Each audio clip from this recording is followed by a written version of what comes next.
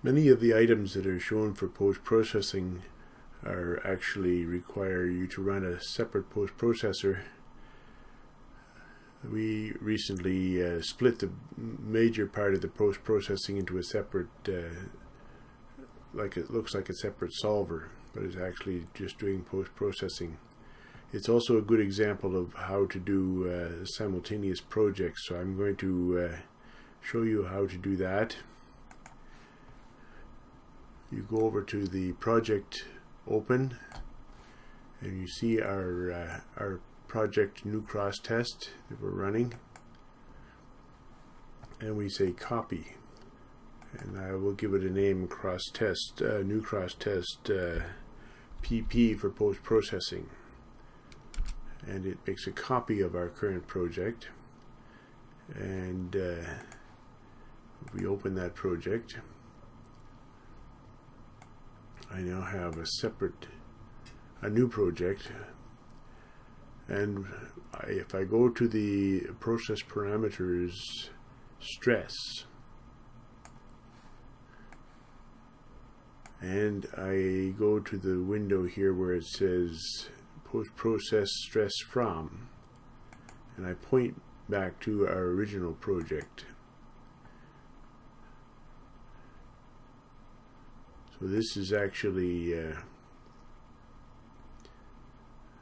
going to get its data from the original project and not from the current project.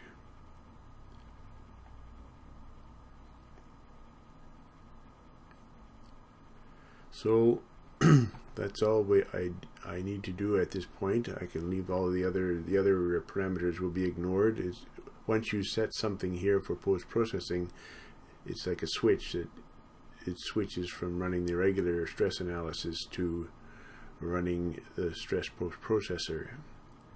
I didn't show it before, but in this setup, pre-setup,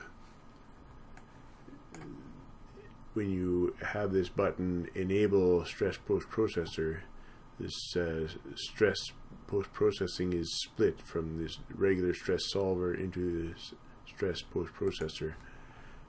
So when we come over to the run analysis window now, and we run the stress a second time, this time is not going to run the regular stress solver, it's just going to do the stress post-processor. We can also at this point post-process other things that we're not able to post-process with the stress solver. The stress solver will show you displacements, but not much else. Nodal stresses, principal stresses, effective stress, effective plastic strain, these things can all be post-processed now separately from the regular solver. And this can also be run simultaneously while the stress is running. You'll have your post-processing done in a separate project simultaneously. So I will say run. You'll see it's a very different information going by here. This is the stress post-processor and not the stress solver itself. This is fairly fast, so we can let it run through. It does a separate visualization step. This is writing our files that we're actually going to be looking at.